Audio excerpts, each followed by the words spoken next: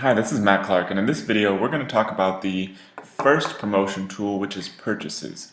Now this is definitely going to be the most important one, so you're going to want to pay attention here. So first off, first thing you need to understand is Amazon.com is a buyer website. Purchases in Amazon are the equivalent of links in Google. Now, in Google you're basically trying to get your website ranked, and that's a function of links and content and that sort of thing. And Amazon, it's a huge website, huge business, but at its core, it's just an e-commerce website. All e-commerce websites are coded, sort of with similar logic. If something's getting bought a lot, then they're going to want to promote that product because they realize a lot of other people are going to buy it. So let me explain this sort of Google metaphor real quick. So getting your website ranked in the search engines, as you know, and as you've seen this graphic in a previous video, but I just wanted to bring it out just one more time just to show you. Getting ranked in the search engines is a function of getting a whole bunch of other websites to link to your site. And it's a few other things that are a factor too, but this is arguably the most important.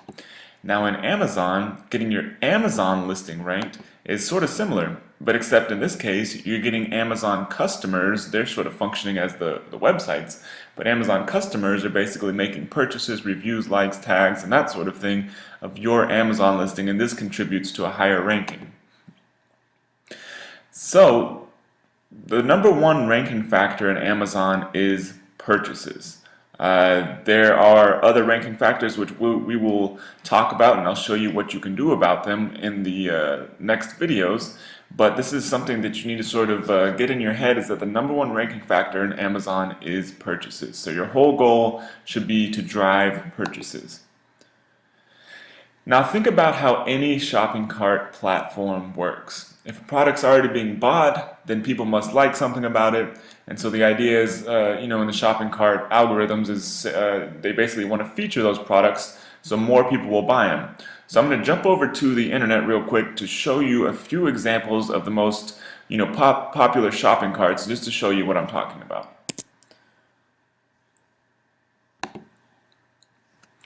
So here we are at BigCommerce.com. At one point I really liked the shopping cart. We don't really do any hosted shopping carts anymore. We sort of host all our own.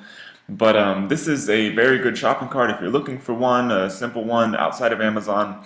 But I just want to show you this real quick. These are a bunch of people that they have, big customers, that sort of stuff. This is just a big shopping cart that's made for people who don't know much about selling online. So to show you an example of one of these, one of their actual showcase stores, if you look over here, it's a store called Akira Chicago, shopakira.com.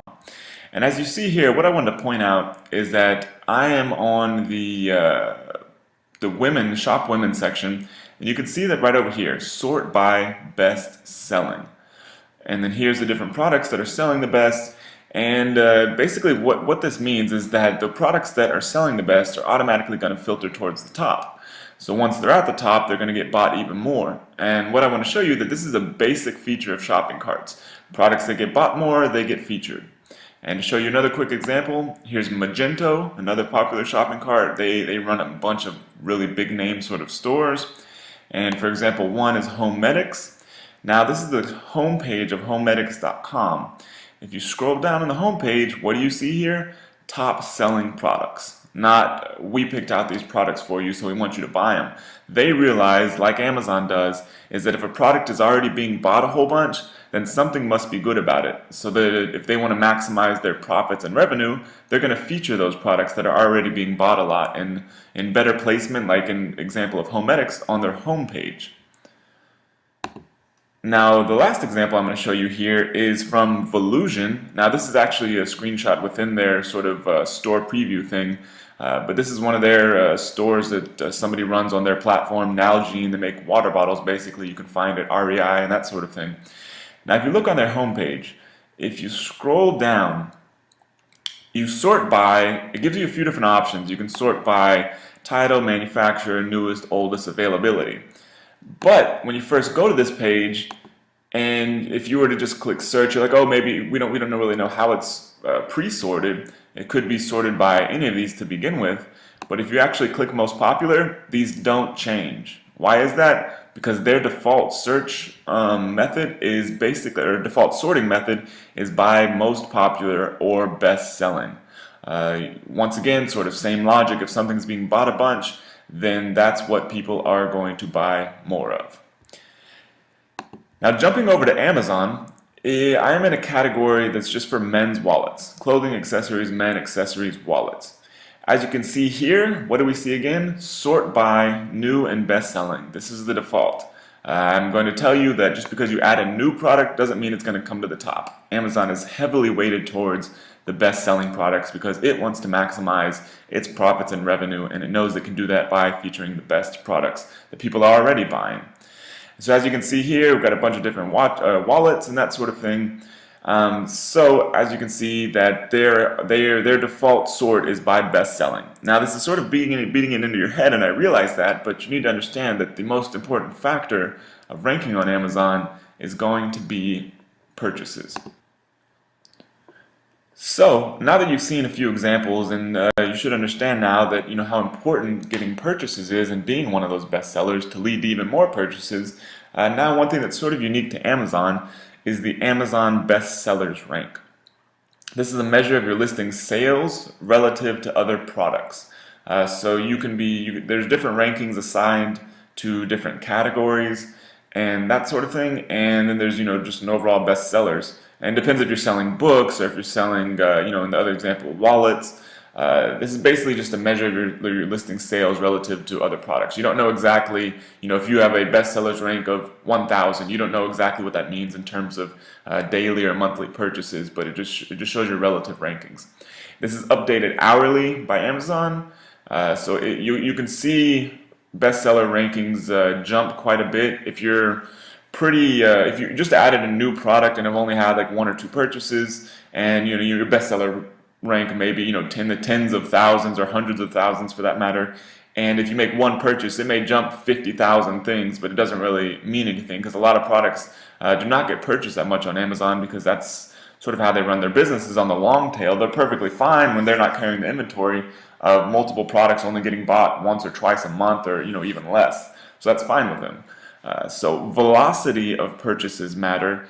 So if you have a product that was bought a whole bunch 5 years ago, but then hasn't been bought recently, and there's no increase in purchase recently, then it's likely not going to rank all that well. But on the other hand, if there's a hot new product, for example, somebody releases a book, Amazon is going to want that to automatically filter to the top of the site because it wants to be seen, as offering the new best good products.